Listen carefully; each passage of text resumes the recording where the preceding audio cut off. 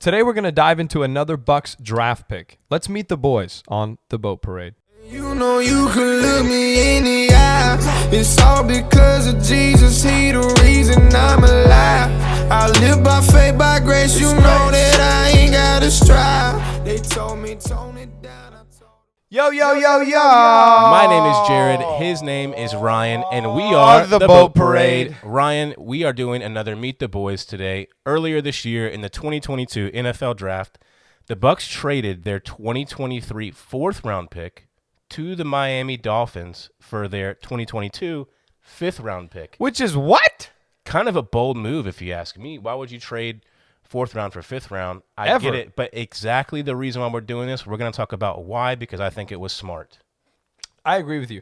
I think it's important to note, and everybody watching to note, that the front office of the Bucs is one of the best in the entire league. Really good. And so when you see something like this, I think it's an opportunity to learn something about football and the way that teams look at the draft, and they look at an opportunity for talent. Agreed. So with that pick that they traded for, they drafted Zyon McCollum. What a name, corner, bro. Rate the name 1 to 10. 1, 2, 3. 8.2. 8.9. Close. Sheesh. Kate Otten was what, like an 8.8? I don't know. I don't like that name anymore. Oh, just because he looks small in training camp? He kind of does. But anyways, he's a cornerback they drafted from Sam Houston State. Let's talk about him a little bit. He's from Ryan's neck of the woods. He's from Galveston, Texas. Went to Ball High School. Obviously, Ryan, Houston, look at his neck, Oilers tattoo. So that's where he's from, Galveston, just south of Houston. It's basically like Tampa, St. Petersburg. My tattoo, for those of you who didn't know. Yes, I have lived all around the Houston area. Sam Houston State's actually even closer. Where he went to college is even closer to where I lived over in Montgomery, Texas. But I've been to Galveston. It's a crap hole. But anyway, I'm glad that he went to high school there, but went to college in the trees up in Huntsville. You know what else is in Huntsville? Fun fact. The largest prison area within hours of that whole area is in Huntsville, Texas. I want to tell you that we don't care, but let's keep it moving. So, on the boat parade. Zyon McCollum and his brother, his twin brother actually, were committed to go play for the University of Utah. Shout out Utes. Utes.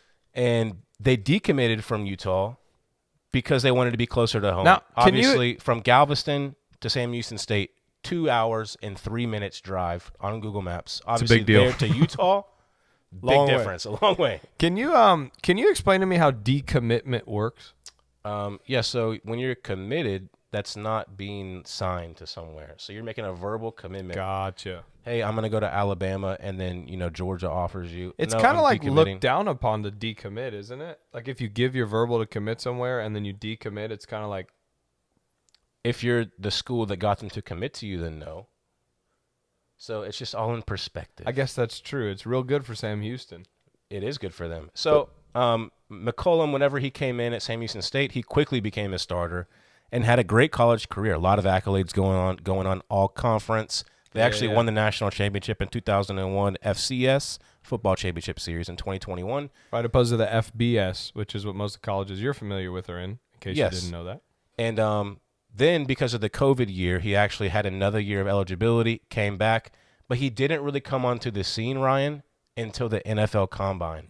Let's talk about some of his numbers. I was going to say the Combine is where, if I'm correct, his 40 time was like a 4.3 low 4.3 is like a 4.33. Yep, he was 6'2", ran a 4.33, had a 40-inch vertical, ran a sub 4 second shuttle.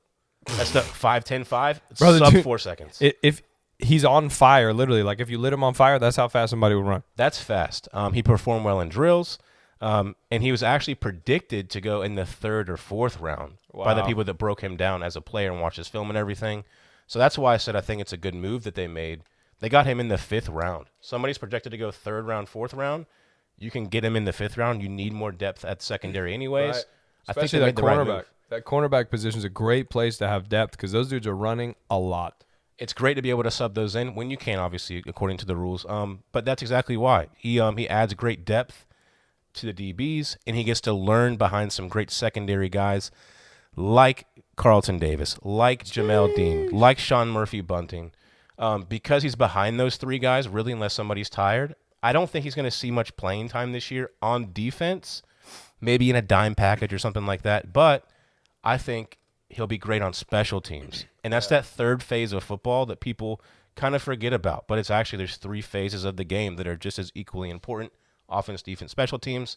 Look for him to make some big splash plays on coverages, on punts and things like that. I think that's going to be the guy that'll be a breakout player on special teams. Ryan, what do you expect to see from Zyon coming as a fellow Texan?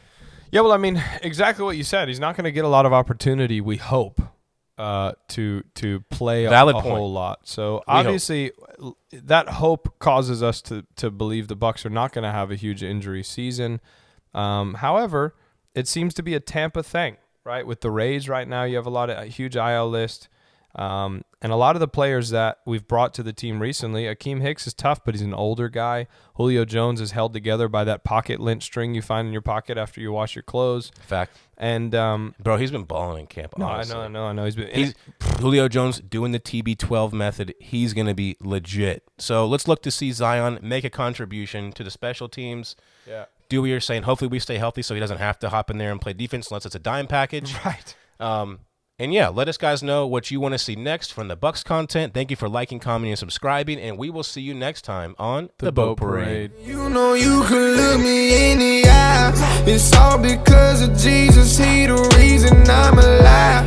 I live by faith, by grace. You know that I ain't gotta strive. They told me